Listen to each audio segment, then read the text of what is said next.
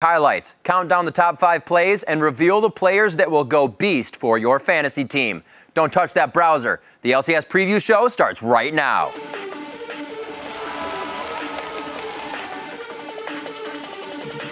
Head-to kill for Shifter in his first game on Dignitas, and they're going to start their series out 1-0. 2,000 hit points is coming in! He's got it! I don't believe that's just happened! How have they let it go through? Can you believe it? Complexity gonna take down Cloud9 on day 3. Unbelievable, Rick. That's a pin-pot again! Yes! Technically a delayed pentakill, but sadly it doesn't count for a +10. LNQ will go 4-0 on Super Week. They can play fast or they can play slow. Either way, it's going to end in victory for these guys.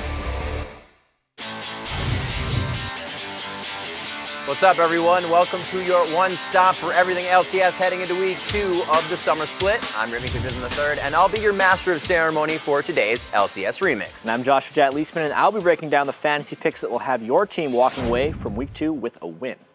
But before we jump into week 2 of the summer split, let's hit rewind and check out the biggest games from Super Week 1, including an incredible start to the split by a team that nobody thought would even be in the league. But first, we kick off the highlights with a rematch of the spring playoff finals, the champs Fnatic versus the runner-up SK Gaming. And it looked like Fnatic came out swinging after that disappointing showing at All-Stars, picking up the first couple kills of the game on SK and looking strong. Yeah, they give Jesus a pretty hard time here in the early game. Second time going down there. And SK was kind of on the hunt for a kill here. Yeah, I mean, they're already down 5-0, but it's the SK team play catching Fnatic out of position that eventually gave them enough edges to just take the game. After that, it was really all up to them. SK stopping things like this. So as hatching a ward pretty much. Didn't even know he was sitting on it, but SK took advantage of situations like that to take the victory. Yeah, SK really surprised people coming out on Fnatic because it looked like they were losing almost the whole game. And now we see SK versus Gambit at 0-1. All eyes were on Gambit's new mid laner. He had huge shoes to fill here. Yeah, and Nick didn't necessarily have the best week, but this game in particular, Gambit looked very strong. 15,000 gold up at 32 minutes, but would this be another SK macro game comeback? Well, they win a major team fight going 3-0 here, but was it going to be enough? Gambit really wanted to win on Super Week, and they were able to squeak it out on that situation. Yeah, this final push being able to pick up just enough people on the SK team, and the minions were just also too much for SK to take on. Great intervention there by Nick. Very great play. Gambit finding a win they really needed for momentum coming into the summer split. Copenhagen Wolves now a highlight versus Millennium, who was 2-0. The LCS debut for Airwax and Woolite. Yeah, and this game was a bloodbath. So many team fights, 15 minutes here, right at the Dragon. Everybody just died. A lot of good things coming in here for Millennium. Like we said, one of the best weeks, and it's just like you couldn't get away from them. Yeah, this is probably the turn fight. Airwalks right there, gets a great initiation with Eve.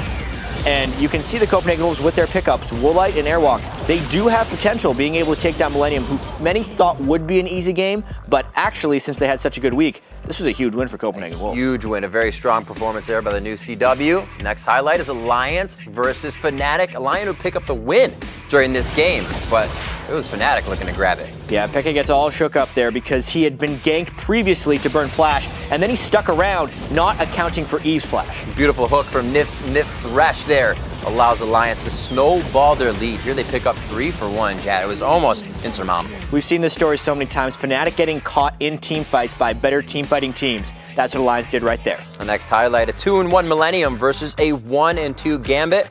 Millennium looking to finish this week 3-1 versus that struggling Gambit. Yeah, and this was not Nick's day. Kerp and Cotton-X camped him over and over again on Syndra, and Kerp could not be contained in this game. A lot of people have been singing that Cotton-X praise too, Jab. 32 minutes in here, Kerp instantly deleting Diamond again. When you have plays like that and a 10-0-4 LeBlanc, how can you not win the game? Yeah, Kerp was on fire this week. Top fantasy player. Yeah, Super Hot Crew versus SK, our next highlight to take a look at. This is We Will Failur's debut. Yeah, and he gets some revenge there on N-Rated. N-Rated looking a little weak in that game, but SK, they do hold the team strategy. So many close games, they always seem to come out on top. 47 minutes as this one went for the long haul. An extremely risky Baron. Super Hot Crew failed to stop the Baron attempt, and that's all SK needed to to win that with the victory. And with that, SK is now tied with Alliance and Millennium after week 1 for the #1 spot in the EU LCS. Yeah. A lot of different standings. A lot of Strange close standings, games for SK. They could have probably been 4-0 or 1-3 if a few things went differently. Yep, and after 16 games of the European Awesome, the LCS table sets up like this. Alliance, Millennium, and SK Gaming are all sitting at the head of the table, locked up at 3-1. Even though they are all tied, Alliance is listed first because they start with an A. Just another example of Froggen's next-level strategy when putting his super team together. Rounding out this palindromic table are Fnatic and the Crew at 2-2 with the Wolves, Gambit, and Roccat on the bottom looking up. Now to help us sort through what this all means is the fastest flash in the West, Trevor Quickshot Henry. Well, you better believe it, but that's the fastest flash on EU West. Let's get the show on the road, Riv. All right, Quickshot. Last week you said Alliance was the hungriest team in Europe and that they would win the summer split. Would you like to change your prediction? Oh, definitely not. I'm super happy to stick with my prediction of Alliance taking the top spot. And looking back at the week 1 set of games, there's already a massive improvement over the spring split performance for Alliance. They seem to be gelling as a single unit. Their team play is solid. Plus, Tabs and Nif, they really came out swinging. They destroyed absolutely everyone. One thing I also want to highlight is how refreshing it was to see Froggen focusing on that supportive mid laner like Lulu and forcing the rest of his team to step up and work as a unit if they want to win games. Now, we can't ignore the fact that they did drop a game to the super hot Crew. You simply can't ignore that, but they did take down Fnatic, Gambit, and the Copenhagen Wolves on their way to a 3-1 week. In general, I just feel like Alliance were working together well. They seem to make smarter decisions regarding positional play as well as objective-based play. And we'll have to see if they can avoid the pitfalls they made in the spring splits. Can they keep up that level of performance for multiple weeks back-to-back? Well, we'll have to see. Another team that lived up to the pre-split expectations in week 1 was SK Gaming. Not only did they get revenge for their spring playoff loss to Fnatic, but they had some big individual performances as well. After how well SK finished the spring split, I think it was good to see that they hadn't lost their team play or the way that they won games. But they did drop a game, a very close game to Gambit, and that single loss is all that marks their record. They took down Fnatic, the Super Hot Crew, and they absolutely destroyed the Copenhagen Wolves. But it's a mixed bag because it was frustrating to see SK make the same mistakes and the same errors that have plagued them in the spring split. They struggled during the early stage of the games, in specifically the laning phase. They often fall behind and they have to play from behind in the mid game. It's something that I think SK really needs to work on if they want to aim for another top of the table finish and a trip to the World Championships. In terms of individual play, Jesus really shone last week. He compiled the second highest total kills in Europe at 26. His Kayle play with that Runan's Hurricane was very strong, and he went on the record to say how much he enjoys the build. He used to actually be an AD carry, for those of you that may not know. But it wasn't only Jez's. Candypan and Rated, they had very strong showings. Steady Freddy, he just delivered like he always does. And as a team, they're just looking great. Well, no one is surprised to see Alliance or SK Gaming at the top of the table. Millennium is a bit of a shock, however. Led by Week 1 MVP Kurt, Millennium racked up as many wins during the Super Week as they did through the first 4 weeks of the spring split. What do you have to say was the secret to their Week 1 success? Well, it's a massive surprise, first of all, and I don't think there is a secret. I think just as a fact, the whole team performed phenomenally. They all stepped up. Kerp, he just played like a man possessed. He turned games in his team's favor over and over. Creatine and J-Ree, they stepped up their level of performance. And Creatine, for me, was the most impressive AD carry of the week. You can't not talk about Cotton X either. I think he finally settled into his position. He played a multitude of champions, all to a fantastic ability. And when all of their individual play was great, the team really pressured objectives well, especially after finding kills. If you compare Millennium from last split to this split, the change is outstanding. They've really shown a lot of growth, at least during week 1. We need to see if they can perform at that level over a longer period of time. And then just as one aside, I really want to praise Millennium's conceptual play regarding their level 1 invades and their trinket usage. They used that blue trinket start on Kevin quite a few times, and they showed a willingness to arrest dominance in the super early stages. So Millennium makes early game plays. It's a trait that they carried over from the spring split, but this time they're making it count, and it feels more positive. All right, Quickshot, thanks for the knowledge buff, but now I've got to make a European lane swap and say goodbye to you. Goodbye, Quickshot. And say hello to Shox. Hello, Shox. Hello, Riv. I missed you last week. Missed you as well. All right, Shocks, you recently had a chance to speak with the teams that struggled during the week 1 of the summer split and get their take on their own performance. Let's start with Gambit. They played their first LCS game without Alex on the roster. How did the team feel taking to the Rift without their former mid laner? Well, when I spoke to Edward earlier this week, he said that it was a little weird practicing without Alex, but when it came to game day, it wasn't weird at all. Edward expressed a lot of confidence in Nick, saying that Nick always tries hard, no matter who his opponent is, and that Nick will speak up and voice his opinion with his new teammates. Now, when I asked Edward whether Nick will become a permanent member of Gambit, he told me, quote, "We didn't try out any other mid laners. I'd like to keep him on our team, and I hope it's going to happen. I can't say 100% though, because I'm not alone in the team." Well, Shocks, if Edward gets his way and Nick is the permanent mid laner, it does mean we'll have to sadly say goodbye to another new member of Gambit. When Alexis say he's leave, we need to find a new mid laner. So I have decision to don't save until we find the mid laner. I think it's to show that we are prepared for a new season of LCS. So I read the comments. If people love my style, maybe I'm leave it. Well, I absolutely love the style. It's almost as impressive as your beard, Riv. I think he's really onto something with that, and we'll have to see if Gambit does any better.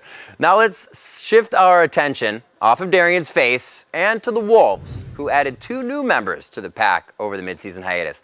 How do the Wolves feel heading into week 2 of the summer split?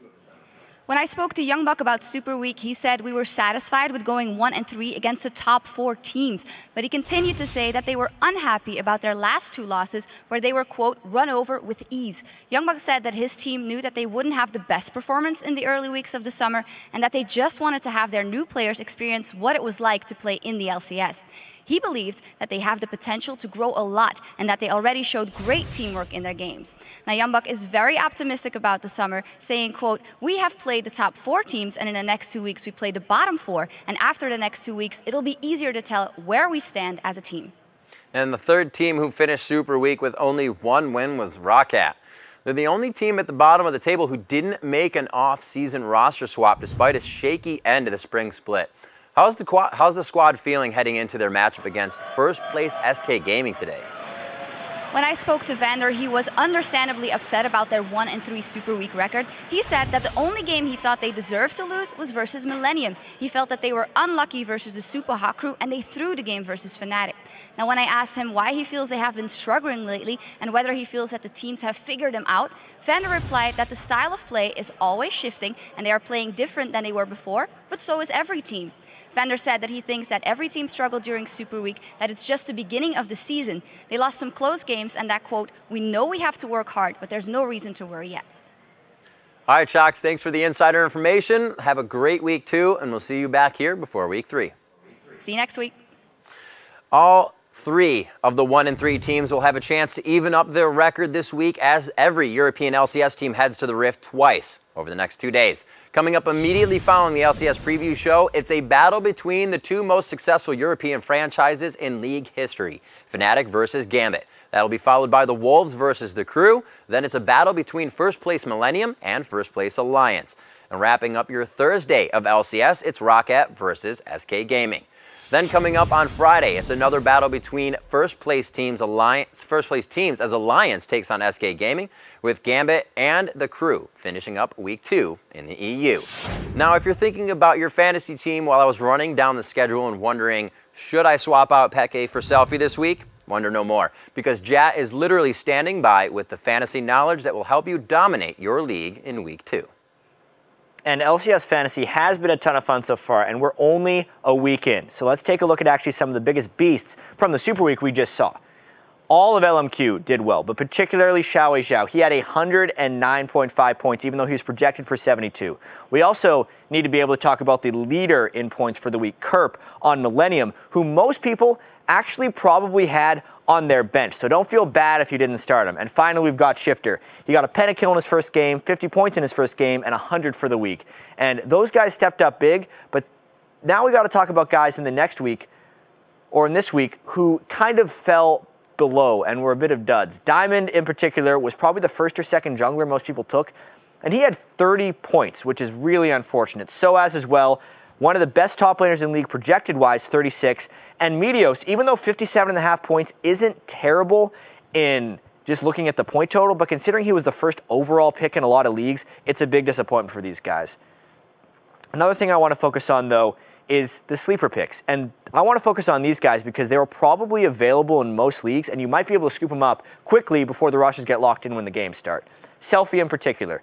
He has a much easier schedule this week, which could lead to some big points. He plays against Nick and Coutard. Mimer as well, a tremendously strong player who had a weak week 1, but could have a very strong week 2 against Darren and Youngbuck. And then we have to talk about the solo laners at Evil Geniuses. They went 0-4 last week against some very tough competition, but almost everyone who played against Complexity last week had good games. And half of their games, since there's only 2 this week, are against Complexity. And when EG does well, their solo laners thrive. So definitely throw those guys in if you have a weak starter in that position. Don't go benching Bjergsen for Pobelter, but if you have someone else in there, it might be worth it.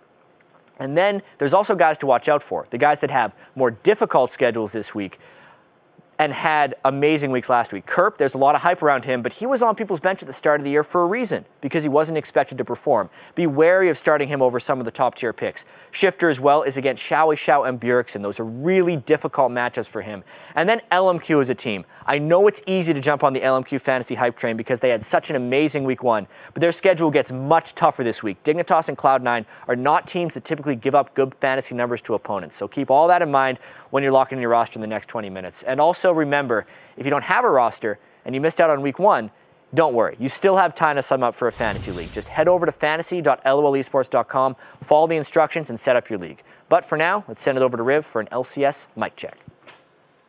Thanks, Chad. Some of the coolest moments in an LCS broadcast are the replays of what the players are saying during the game or singing before the match. And while some of it is tactical brilliance, eloquent strategy, or a mind-blowing string of obscenities that would make Miley Cyrus proud, the rest of it sounds a little something like this. It's time for All Chat. You know, that's the theme of the last Pink Floyd album, The Division Bell, that communication solves everything. I'm coming over. Okay, I'm on Lulu. I'm ulting them. Shyvana. No flash. Go. Yasu! Okay, back forward. Yasu! Full light. Nice! Keep going, I'm TP. Yeah, we get them all. I got a server. Great job. Listen. Get it. Good job. You say it? Clear call. Clear calls. Clear good plans. Good plans. Yeah. Okay. All right, we won. All right, we're good. We won, man. We won. Back up. There's my turn. Oh my god. We're so good at this game. Come here. I'm coming for smite. Kevin, 6-0. Stop. Fuck. Nice! Would you believe that? I said I was coming for smite, dude. Fuck. I don't give a fuck. Holy shit. Oh my. So bad. You saw the ult like 15 years before. Don't kill him, man. My points. Don't. My points. Fantasy points, dude. Don't. I can't catch him. Don't. Fantasy points. Yes. No. There we go. Give the penta.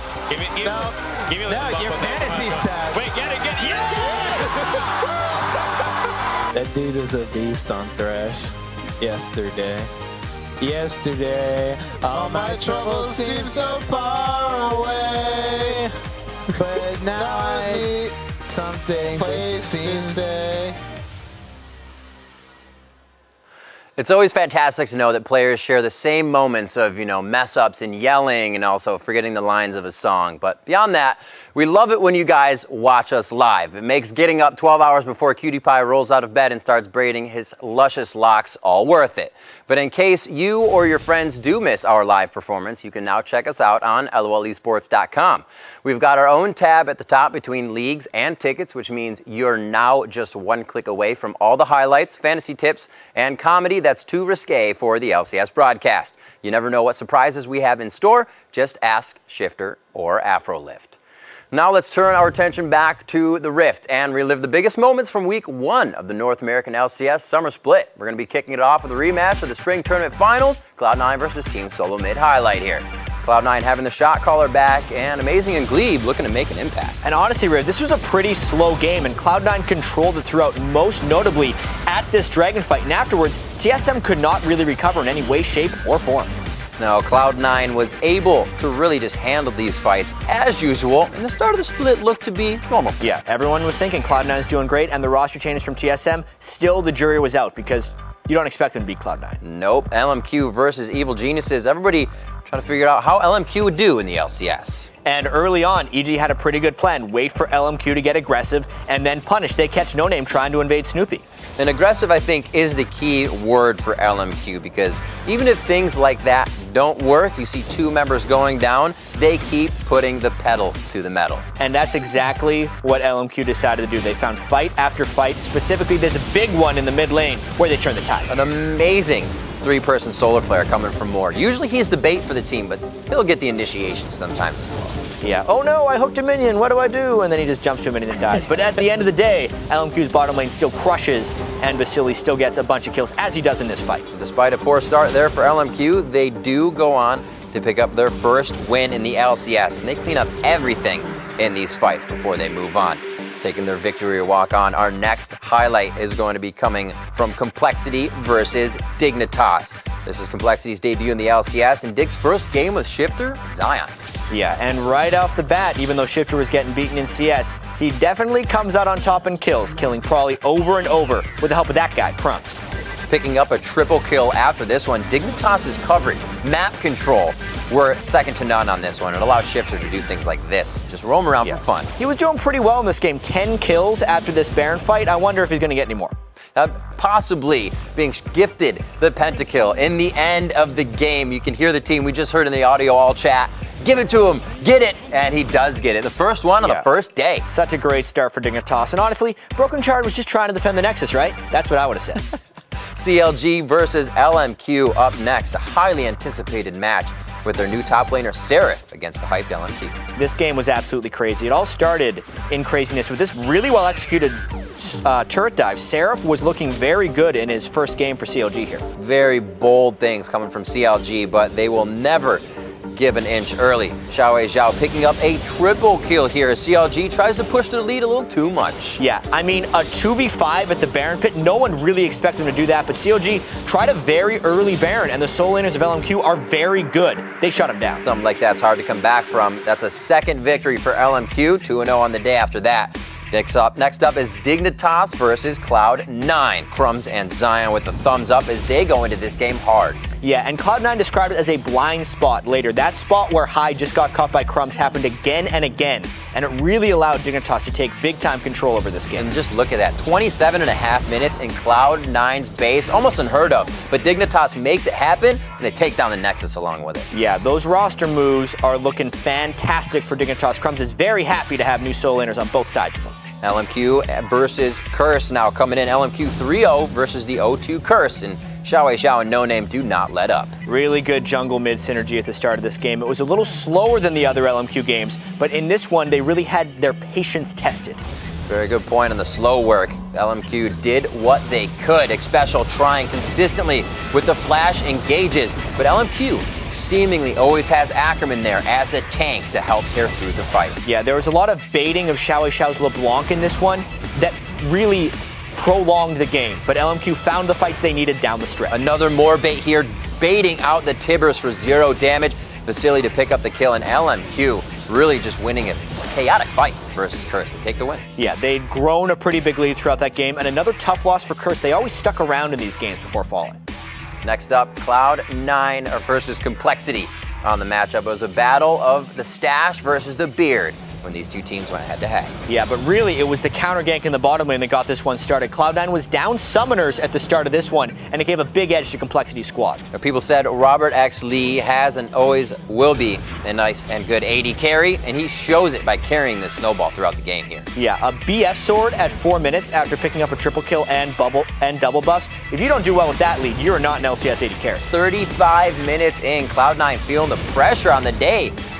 In Complexity, able to pick up a win nobody thought they would be able to come close to. I mean, this was the craziest game riv. It seemed like Cloud9 was pushed into their base, and Complexity would win the team fight after team fight to come up with a shocking victory. 2 Nexus turrets down on the side of Complexity, but they persevere and finally take down Cloud9's Nexus. They don't even know how to react after this one. Look at Prawley in the back. He's just lost in his own joy right there. Complexity's first win in the LCS is an upset against NA's most consistently dominant team, Cloud9, which leaves the entire split open for anything to happen. It is wide open this year. LMQ at 4-0, maybe they're going to take it home, but there's a lot to see because they got a tough schedule coming up. That's right. After week 1 of the North American LCS action, the standings might look a little strange. But remember what Loud Sauce said.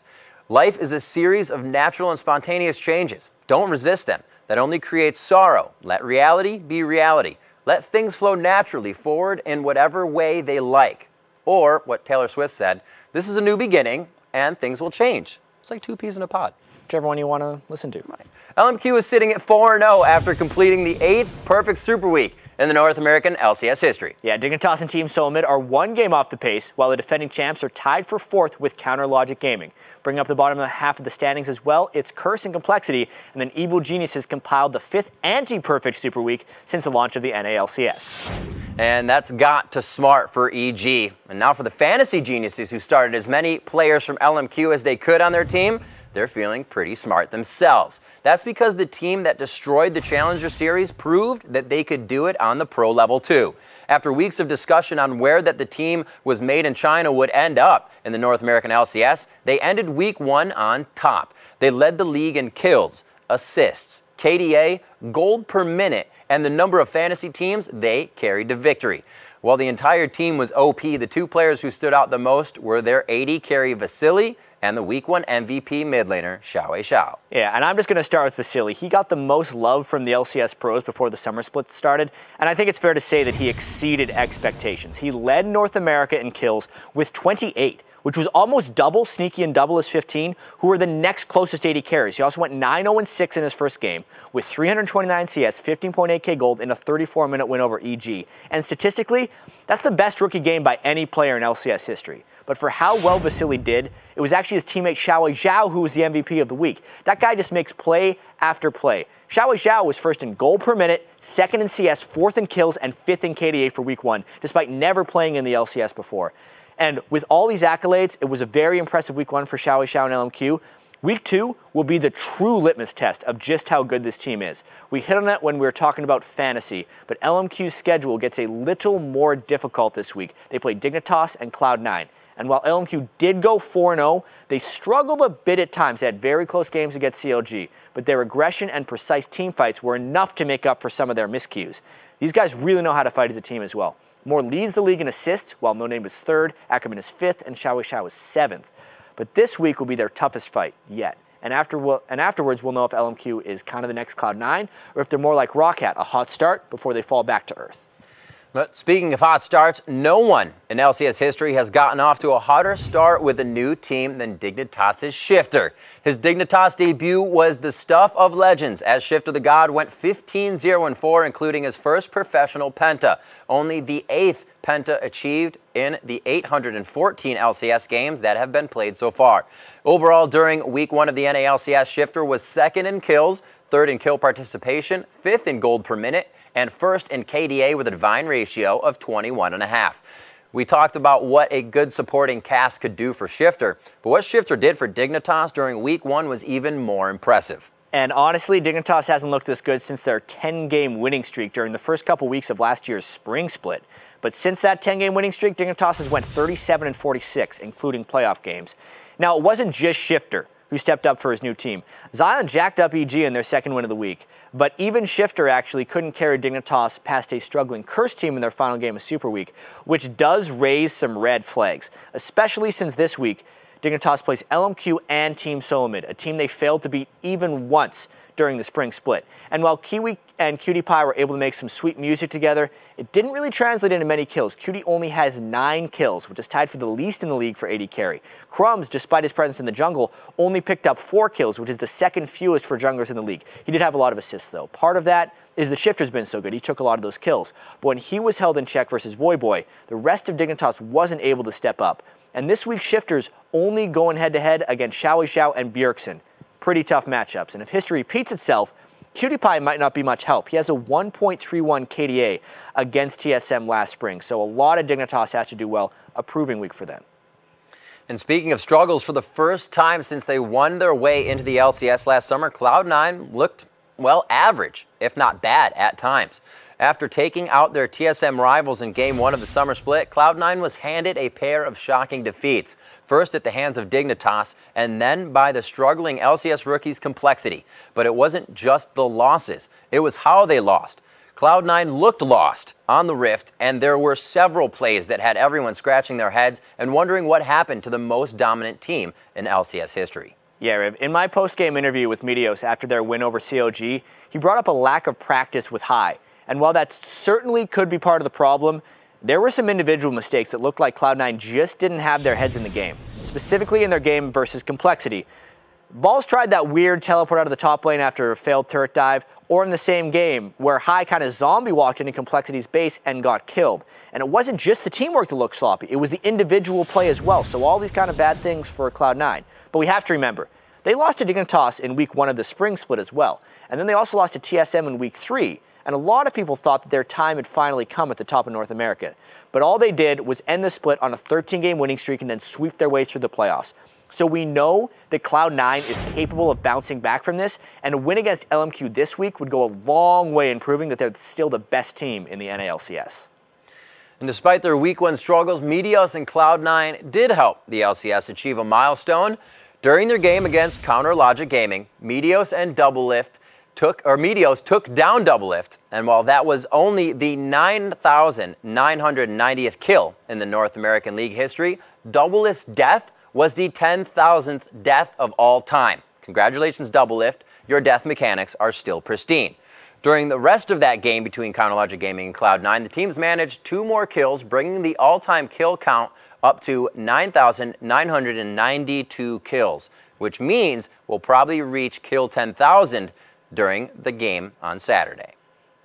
That matchup just happens to feature Doublelift once again as longtime rivals Counter Logic Gaming and Team Solo Mid take to the Rift at noon on Saturday. If Doublelift can get the 10,000th kill to go along with the 10,000th death, people might finally start to believe him that he's good at this game. I mean, those are 2 pretty pristine marks to hold. Then, of course, on Sunday, the standings keep going. It's the heavyweight fight featuring Cloud9 and LMQ with the battle between Dignitas and Team Solo Mid closing out the week 2 of the LCS. This should be an incredible week. And speaking of incredible, no LCS preview show would be complete without a countdown of the top 5 incredible plays, or as Shifter now gets to call them, the Penta. Let's roll it. At number 5, a mistimed Q takes Yankos for an unfortunate lantern ride. Go towards Santos. There's a lot of damage coming out. There's the lantern. Oh, Yankos followed him through. The hook comes in as well. And Yankos goes down to the Colin. Wow. Mistimed follow through there on the Q. Creaton picking it exactly the right time. Coming in at number 4, Dexter shows off what a well-timed Q can do. Very low, the Q lands from Lee Sin. They don't chase down. He does go in.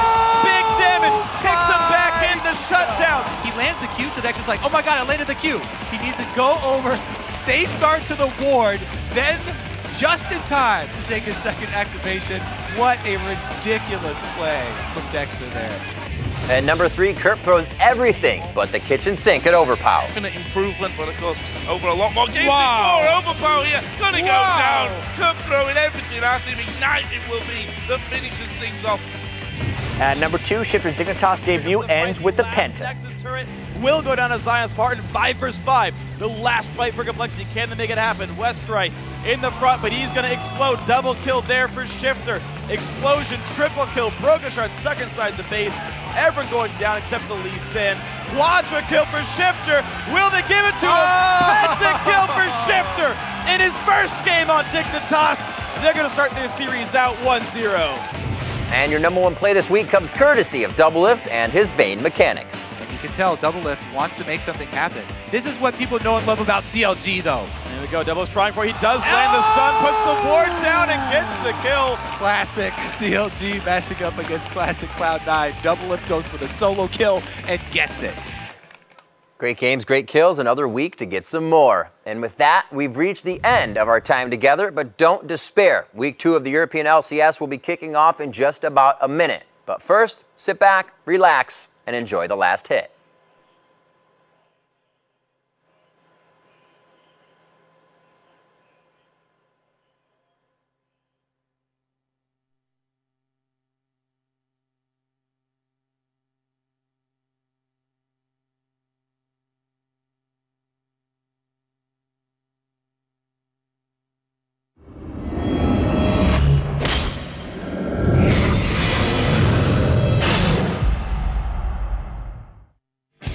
Previously on the European LCS.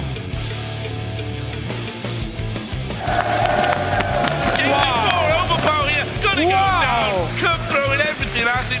I just try to kill anyone whenever I have a chance. And now he's gonna catch on towards Yellowstone. Doesn't get it. Reckless gets himself a double. At some point we will be back as we used to be and just do everything perfectly. What an ulti coming out of Countdown. And this is a fight one. All the Copenhagen wants. Tabs comes in, rat-a-tat-tatting his way through and picking up a triple kill. SK are pushing in towards the base. There's already one time. They need to go back. They need to go back. Both Nexus stories go down. SK come in, take the Nexus. A real thriller to end the first week.